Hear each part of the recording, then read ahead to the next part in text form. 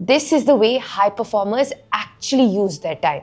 The illusion of productivity. Until we can manage time, we can manage nothing. Peter Drucker ने ये कहा था decades पहले, and फिर भी most people misunderstand this even till today. हमें लगता है वी आर सो बिजी, दिन भर काफ़ी एक्टिविटी होती है, कैलेंडर फुल होता है, calls, emails, meetings, follow-ups. This constant movement gives you this illusion of progress. But if you step back for a moment and audit your day, आपके सामने एक अनकंफर्टेबल रियलिटी आती है. आप पूरा दिन बिजी थे, but you did not move anything meaningful forward. You feel pressurised under the reactive load. A significant portion of your day is getting consumed by responding instead of actually creating. Her cheese important लगती है but बहुत कम actually compound करती है. And at some point you are very clear that you are doing a lot but you're not moving ahead. But आज I don't plan to give you any time management tips. कोई productivity hack नहीं, कोई perfect routine नहीं. I just want to break down something more fundamental. Actually how your time slips away without you noticing. क्यों आपकी weeks keep repeating without any real progress and why your execution keeps collapsing. And सबसे importantly, क्या वो subtle shift है जो सारे के सारे high performers करते हैं that allow the same 24 hours to produce completely different outcomes. Because जब आपने इसको एक बार देख लिया, it will become irreversible. You will stop asking, how do I do more? And start asking for something more important. Why am I not in control of the time that I've already been given? Allocating cognitive bandwidth in low leverage work. इसको समझाती हूँ. तो आपकी सबसे बड़ी problem ये नहीं है कि आप बिजी हो. प्रॉब्लम ये है कि आप अपनी हाईएस्ट क्वालिटी अटेंशन गलत जगह पे डिप्लॉय कर रहे हो.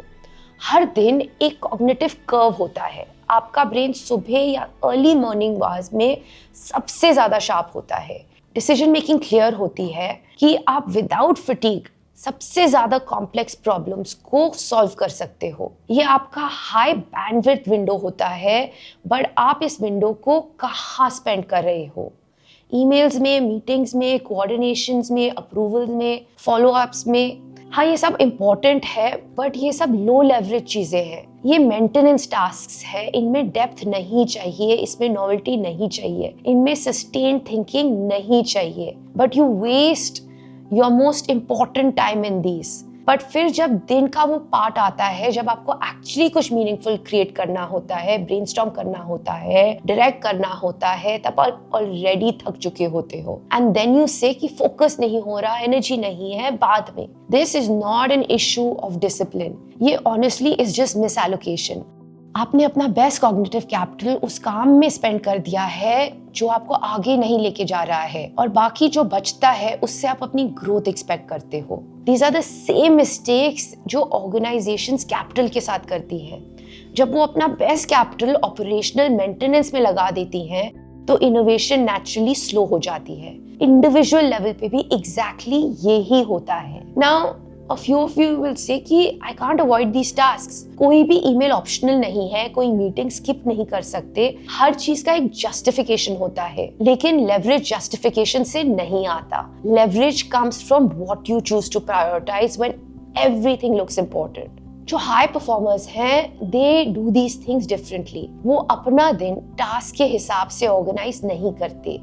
वो अपना दिन अपने कॉग्निटिव इंटेंसिटी के हिसाब से ऑर्गेनाइज करते हैं. जब उनके पास बहुत सारा बैंडविड्थ होता है, they focus on creation, thinking, strategic work.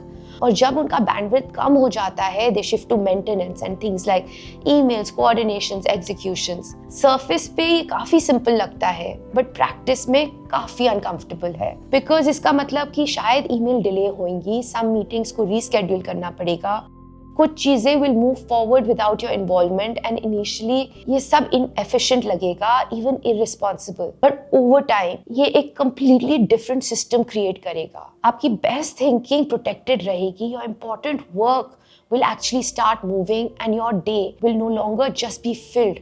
It will go in a particular direction.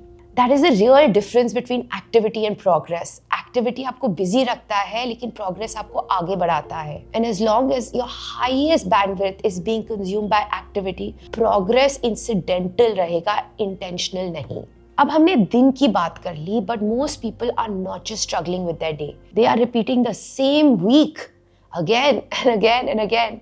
आपका हफ्ता यूजली क्लैरिटी के साथ स्टार्ट होता है, आपको ब्रॉडली पता होता है कि क्या इंपॉर्टेंट है, क्या मूव करना है, there is intent. But mid week तक वो इंटेंट कम हो जाता है। बाय द टाइम फ्राइडे आता है आपका कैलेंडर फुल होता है, काम भी हुआ होता है, लेकिन जो जेन्युइनली मूव करना था वो या तो टच ही नहीं हुआ होता या हाफ डन रह जाता है। आपका वीक किसी डिलिबरेट डिजाइन पे रन नहीं कर रहा होता। It is being shaped by incoming demand.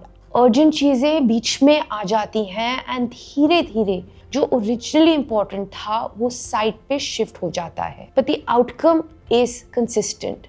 You stayed engaged but you didn't stay aligned. हम अज्यूम कर लेते हैं कि जो प्लान हमने बनाया था वो लार्जली एग्जीक्यूट हो जाएगा। रियलिटी में disruption is the default. And अगर आपने पहले से नहीं डिफाइन किया होता कि क्या नॉन नेगोशिएबल है, तो हर नया इनपुट अपने आप प्रायोरिटी बन जाता है।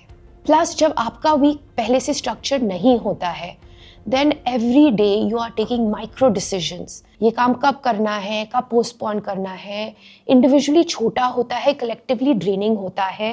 इस डिसीजन फिटीग की वजह से आप नेचुरली वो चीज़ें चूज करते हो जो आसान होती हैं, not those that are the most valuable. But again, high performers do some things very differently. वो अपना वीक टास्क के अराउंड डिजाइन नहीं करते, वो अपना वीक नॉन निगोशिएबल कमिटमेंट्स के अराउंड लॉक इन करते हैं। It's important to understand the difference. Task flexible होती है, कमिटमेंट्स रिजिड होती हैं। वीक स्टार्ट होने से पहले वो ये डिफाइन कर लेते हैं कि कौन सी 2 या 3 चीजें मूव करनी है regardless of what comes in the way, and then वो अपना कैलेंडर उसके अराउंड रीबिल्ड करते हैं। ज्यादातर लोग इंपॉर्टेंट काम को फ्री स्पेस में डालते हैं, but high performers free space को एलिमिनेट कर देते हैं, और इसी वजह से उनकी वीक ऑटोमेटिकली फिल्टर होने लगती है। हर रिक्वेस्ट एक्सेप्ट नहीं होती, हर कॉन्वर्सेशन एक्सटेंड नहीं होती, and that's how they don't let the week run blindly.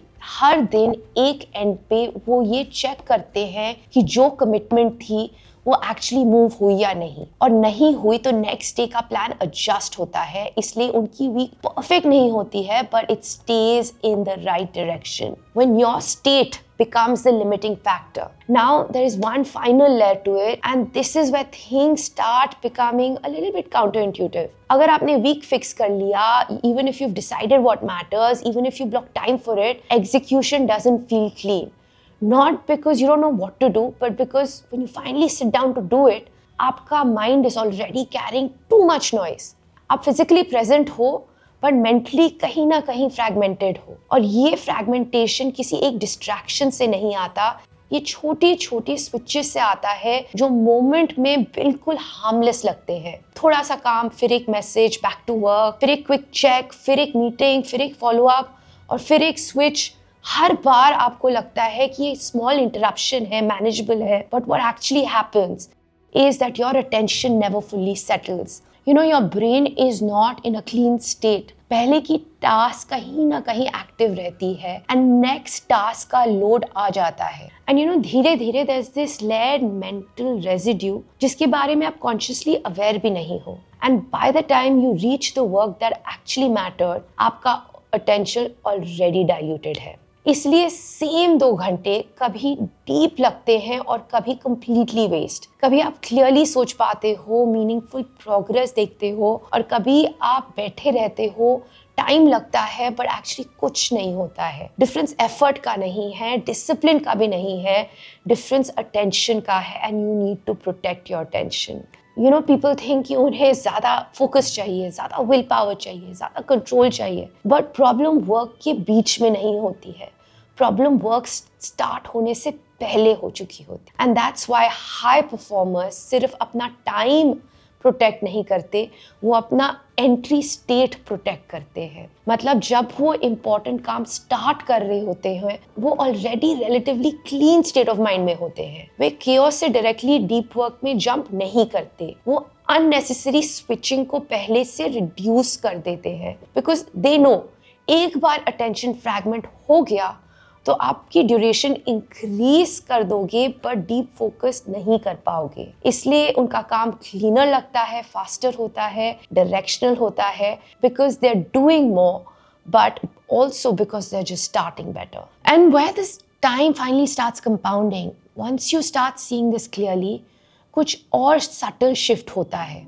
The issue is not just your attention is fragmented. Issue ये है कि जो काम है, it never got the chance to compound, because compounding in thinking does not come from the time spent. It comes by continuity sustained. You think कि आप काम कर रहे हो on the same problem for 2 hours, but reality में you are entering and exiting that problem multiple times. आप चालू करते हो, थोड़ा आगे जाते हो, फिर कुछ आपको pull back करता है, फिर आप वापस जाते हो. Then you don't continue from where you left. आप फिर से चालू करते हो. आप दोबारा context समझते हो, दोबारा उस mental frame में आते हो and actually thinking start करते हो. And this reconstruction is so subtle that it feels like progress even when it isn't. So what feels like continuity is actually a series of restarts, and that's exactly why the depth doesn't show up. Not because of your lack of ability, but because your system is not allowing you to stay enough. And now अगर आप practically देखें, this small shift makes a huge difference. So now instead of asking मैंने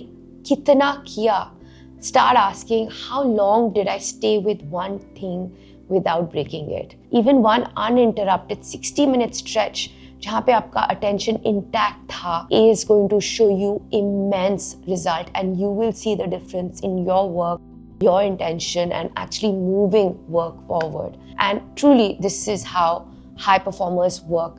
So start making these small changes in your daily life, in your routine, in your work, and I hope you can see a change in the performance, in the results you're going to get. I hope you enjoyed this video. I know the digital universe is massive and we probably won't see each other again if you do not subscribe to me. So subscribe to me, let me know what you think of this video, how you will plan your day, how you will plan your week, and how you will be intentional about what you're doing. And like I said, think about starting things right and let that effort compound over a period of things. Look forward to seeing you again. This is Divya Jain signing off.